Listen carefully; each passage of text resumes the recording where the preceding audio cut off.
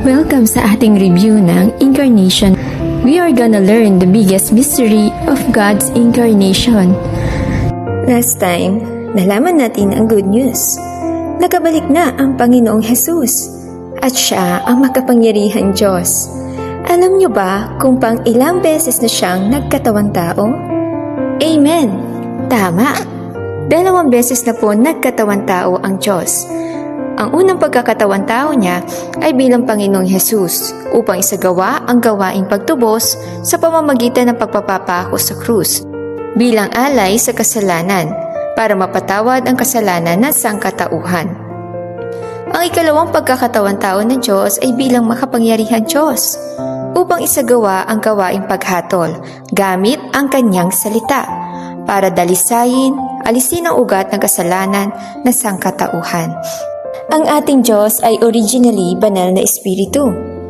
Napaisip ba kayo kung bakit hindi na lang niya isagawa ang gawain ng pagbigkas sa orihinal na anyo niya? Bakit kinailangan magkatawang tao ang Diyos ng 2 beses upang magbukas ng kapanahunan at magtapos ng kapanahunan?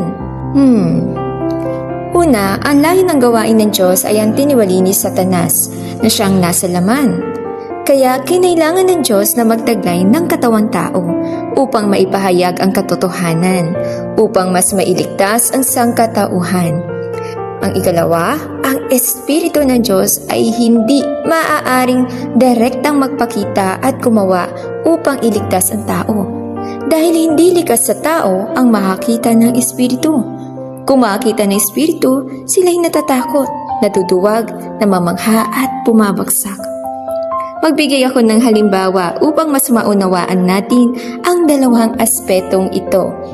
Ang tao ay tulad ng isang ibong sugatan na nais lapitan ng Diyos upang bigyan lunas. Ngunit ang ibon ay mabilis na lumalayo sa takot sapagkat hindi niya naunawaan ang lengguwahe at aksyon ng Diyos dahil hindi niya ito kauri. Minsan na nangyaring gumawa ang Diyos sa anyo ng Espiritu, ngunit nagdulot lamang ito ng takot sa tao.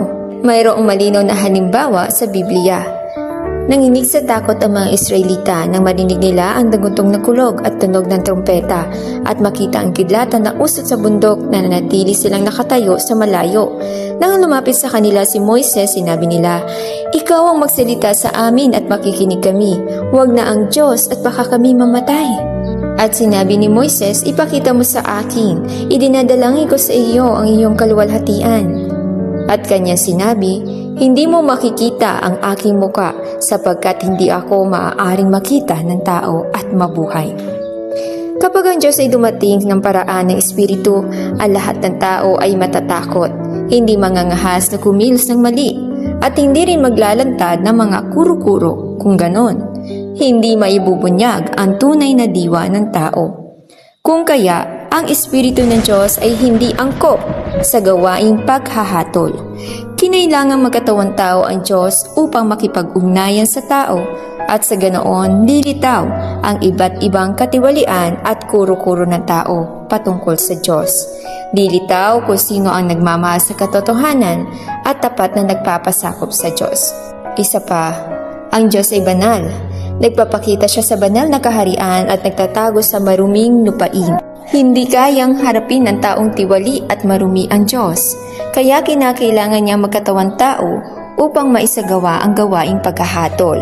Kapag naranasan ng tao ang paghatol at pagkastigo ng Diyos, at sila ay nadalisay, nasaka pa lang magpapakita ang Diyos sa sangkatauhan. Katulad ng nakapahayag, kung walang kabanalan, walang taong makakita sa Panginoon. Ngayon alamin natin kung ano ang pagkakatawang tao ng Diyos. Ang pagkakatawang tao ay ang pagpapakita ng Diyos sa katawang tao.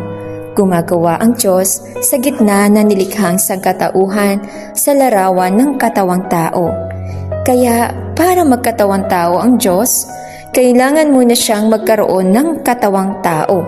Katawang taong may normal na pagkatao.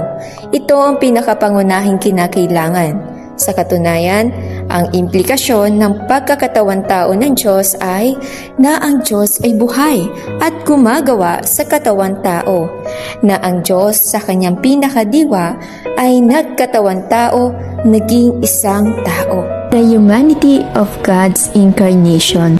Kung paano noong unang beses na pumarito ang Diyos bilang Panginoong Hesus, siya ay isinilang mula sa tao upang magkaroon ng katawan tao.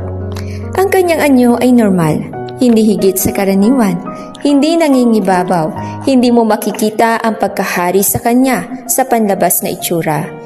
Ang kanyang normal na pagkatao ay pinapakita sa kanyang pagmamay-ari ng normal na kaisipan ng tao. Ang proseso ng normal na paglaki ng tao, normal na pag-iisip ng tao at paraan ng pagsasalita. Lahat sa loob ng mga limitasyon ng oras, lugar at espasyo. Ano man ang paraan ng pagsasalita at gawain ng Diyos sa nagkatawan tao, hindi ito lumalampas sa mga hangganan ng normal na pagkatao. Ang kanyang normal na pagkatao ang nagbigay daan sa mas malapit na ugnayan sa mga hinirang ng Diyos, at ito ay napakalaking kapakinabangan para sa kanila upang maunawaan ang katotohanan at makilala ang Diyos. Ngayon ang tanong, dumating ang Diyos bilang anak ng tao, taglay ang normal at hindi higit sa karaniwang katawan. Paano natin siya makikilala? Bakit nagkatawan tao ang Diyos bilang isang karaniwang tao? Alam mo ba kung bakit siya may normal na pagkatao? Naging isang karaniwang tao ang Diyos na may normal na pagkatao upang mas makaugnay siya sa mga tao at upang walang distansya sa pagitan ng Diyos at tao. Ito ang kababaang loob at pagiging tago ng ating Diyos, at ito rin ang kanyang pag-ibig para sa sangkatauhan. Bakit kaya kinuha ng Diyos ang normal na pagkatao sa pagkakatawan tao? Kung tutuusin, maaari siyang pumili ng kahit na anong uri ng laman, ngunit pinili niya ang isang karaniwang normal na laman. Sa paraang ito, nagagawa ang gawaing pagbubunyag ng Diyos. Kung pinili niyang maging matangkad, namumugot-tangi, maski ang demonyo ay maniniwala, at ang pag-uuri ay hindi magiging matagumpay. Mahalagang tanong, makikilala mo ba siya bilang Diyos na nagkatawang tao, batay lamang sa kanyang normal na pagkatao? Hinding-hindi. Ang normal na pagkatao ay isang karaniwang katangian ng isang tao. Kung susubukin mong kilatisin ang Diyos sa pamamagitan ng aspetong iyon, matutulad ka sa kabiguan ng mga Pariseo. 2,000 taon na ang nakalipas, hindi na unawaan ng mga tao ang katotohanan ng pagkakatawan tao, kaya't kinondena nila ang Panginoong Hesus. Kung hindi rin maunawaan ng mga tao sa ngayon ang katotohanan ng ikalawang pagkakatawan tao, maaaring labanan nila ang Diyos at hatulan ng Diyos. Sa makatuwid, napakahalaga na matutunan natin ang katotohanan ito. Question: dumating ang Diyos bilang anak ng tao, taglay ang normal at hindi higit sa karaniwang katawan. Paano natin siya makikilala? Ang sagot, kilatisin natin ang kanyang diwa. Ang diwa ng Diyos ay banal. Ito ang bukod tanging pagkakaiba niya sa nilikhang sangkatauhan. Question: hindi pa natin nakita ng personal kailanman ang Panginoong Hesus. Paano natin kinilala siya bilang ating Panginoon? Yes, ang tamang sagot ay sa pamamagitan ng mga kanyang katotohanan ng salita at gawa. Sa ganoong paraan lang din, nakilala nila Pedro, Juan, Mateo ang ating Panginoon. Question: sa inyong palagay, parehas lang ba ang salita ng Diyos at ang salita ng tao? Amen. Magkaibang magkaiba, dahil si Kristo lamang ang katotohanan. Si Kristo ang katotohanan, katulad na sinabi niya, ako ang daan, ang katotohanan, ang buhay. Sabi ng makapangyarihang Diyos, ang katotohanan ay nagmumula sa mundo ng tao, subalit ang katotohanan nasa tao ay ipinapasa ni Kristo. Ito ay nagmumula kay Kristo, ibig sabihin mula sa Diyos mismo, at hindi ito isang bagay na kaya ng tao. Sabi ng makapangyarihang Diyos, bakit ko sinasabing katotohanan ang mga ito? Ito ay dahil namumuno ang Diyos sa lahat ng batas, prinsipyo, ugat, diwa, aktwalidad at hiwaga na lahat ng bagay. At hawak ng kamay niya ang mga ito. At ang Diyos lamang ang nakakaalam ng pinagmulan ng mga ito at kung ano talaga ang mga pinag-ugatan nito. Sa makatuwid, ang mga pagkahulugan lamang ng lahat ng bagay na binanggit sa mga salita ng Diyos ang pinakatumpak at ang mga kinakailangang gawin ng sangkatauhan na napapaloob sa mga salita ng Diyos ang tanging pamantayan para sa sangkatauhan, ang tanging sukatan na dapat pagbatayan ng pag-iral ng sangkatauhan. Sa libo-libong taon, wala ni isang mga eksperto ang makapagpapaliwanag sa pag-iral ng bawat bagay. Walang sino mang pinuno ng bayan o espiritual na tao ang may kakayahang gawin ang gawain ng Diyos.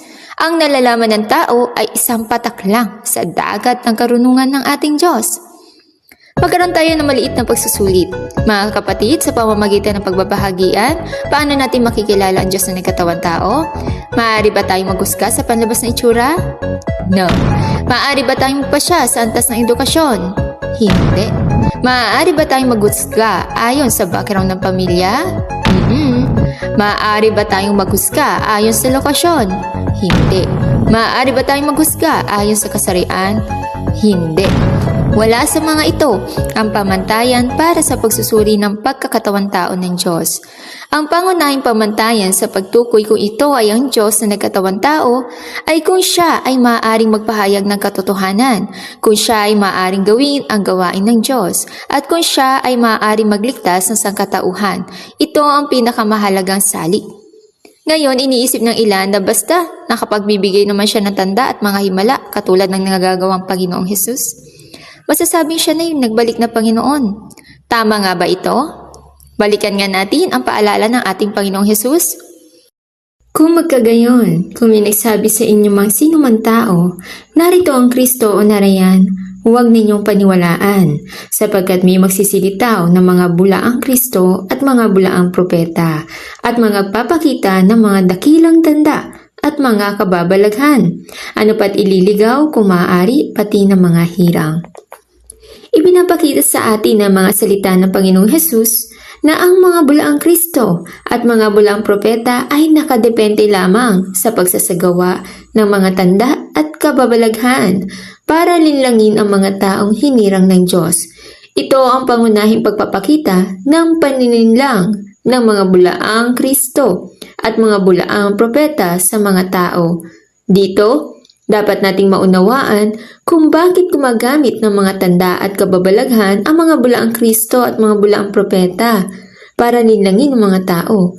Higit sa lahat, iyon ay dahil ang mga bulaang Kristo at mga bulaang propeta ay salat na salat sa katotohanan. Sa katangian at diwa, sila'y lubhang masasamang espiritu, kaya kailangan nilang dumepende sa mga tanda at kababalaghan para linlangin ang mga tao. Question: sino ang gumagawa ng mga tanda at kababalaghan ngayong mga huling araw? Tunay na Kristo o huwad na Kristo? Amen! Huwad na Kristo at propeta.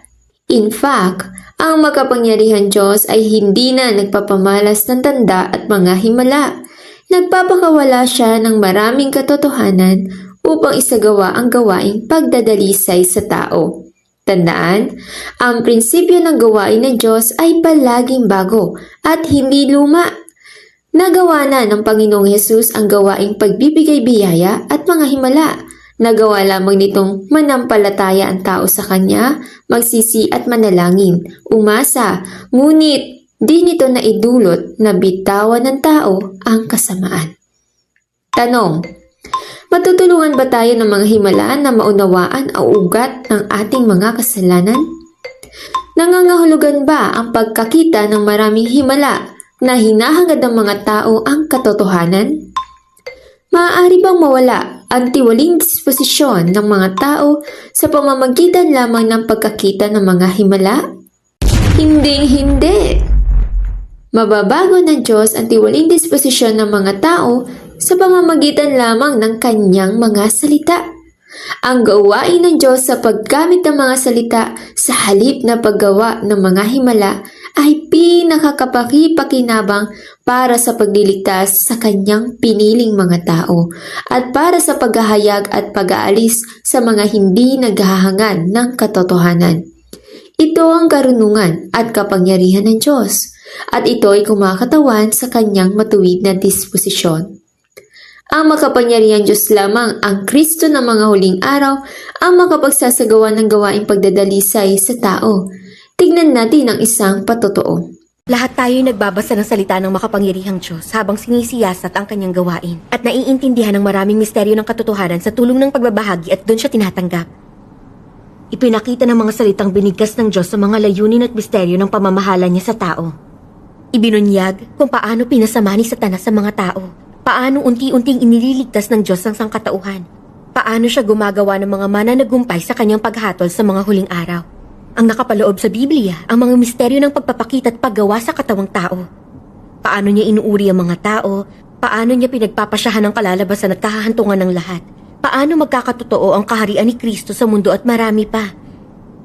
Sa pagpapahayag ng lahat ng katotohanan para iligtas ang sangkatauhan, hinahatulan at inilalantad ng Diyos ang malasatanas na kalikasan at disposisyon ng pagtutol ng mga tao. Sumasailalim tayo sa pagkastigo ng mga salita niya at nakikita kung gaano kalalim tayong pinasama ni Satanas. Likas na arogante at wala tayong pinagbibigyan. Masyado tayong makasarili. Oo. Ang isinasabuhay at ibinubunyag natin ay walang pinagkaiba kay Satanas. Sa mga nagdaang taon, naging pinuno ako ng iglesia. Palagi kong pinagagalitan ng mga tao mula sa aking mataas na posisyon na dama kong naiintindihan ko ang Biblia at kaya kong isuko ang lahat para sa Panginoon. Kaya mas mabuti ako kaysa sa iba. Kahit ano pang kalakas at mabuting karanasan o patotoo mayroon sila, minaliit ko sila. Hindi lang ako arogante, pero makasarili at tuso rin ako. Lahat ng ginawa ko'y para sa pangalan at katayuan ko. Hindi ko mapigilang magsinungaling at mandaya ng madalas para sa sarili kong pakinabang. Naniwala ako't ginugulang sarili sa kanya pero ito'y para mabiyayaan at magantimpalaan para makipagkasundo sa Diyos. Kapag may ginawa ang Diyos na hindi naaayon sa akin, na nakaaapekto sa mga sarili kong interes, hindi ko siya naiintindihan at nagrereklamo ako o tinututulan at pinagtataksilan ko pa siya. Naalala ko minsan, nagkasakit ng malubha ang isang kapamilya at nagreklamo ako. Ginugugol ko ang sarili ko sa Diyos, ba't hindi niya pinoprotektahan ang pamilya ko? Nagbigay ako at nagdusa para sa Diyos. Ba't hindi magkaroon ng kapayapaan ng pamilya ko?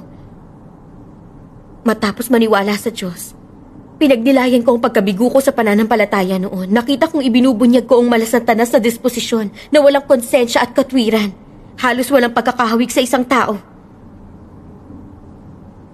Hindi ko mapigilang kamuhian at isumpa ang sarili ko. Pinananabigan ko ang pagliligtas ng Diyos at nagsimulang hanapin ang katotohanan at pagbabago sa disposisyon. Sa pagsasailalim sa paghatol at pagkastigo niya, talagang naranasan natin ang matuwid niyang disposisyon na hindi pumapayag sa pagkakasala, hindi pumapayag na madungisan ang kanyang kabanalan. Nagkaroon tayo ng pusong may paggalang sa Diyos, isinabuhay ang katotohanan at iniwasan ang kasamaan. Unti-unting nagbago ang ating mga disposisyon sa buhay. Mas kaunting kasamaan ang ipinapakita natin. At bilang mga tao, mas tahimik tayo. Hindi na tayo nakikipagtawaran sa Diyos at tunay tayong sumusunod sa Kanya. Ang mga ito ang bunga ng pagsailalim sa paghatol at pagkastigo ng mga salita ng makapangyarihang Diyos. Amen. Salamat sa Diyos.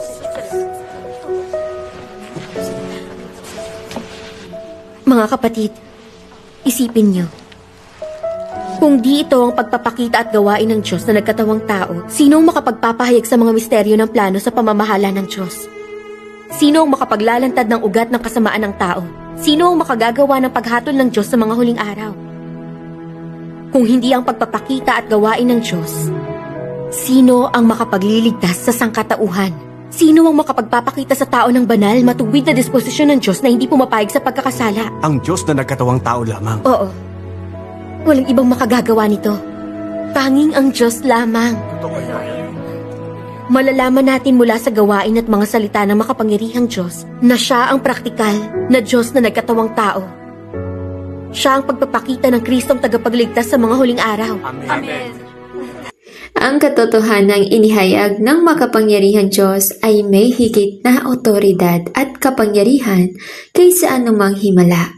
Ito ang pinakadakilang himala at kababalaghan. Ang gawain ng Diyos ay hindi lamang ito upang makarating at marinig natin ang katotohanan, kundi upang maranasan at maramdaman ng mga tao ang katotohanan ng buhay. Amen.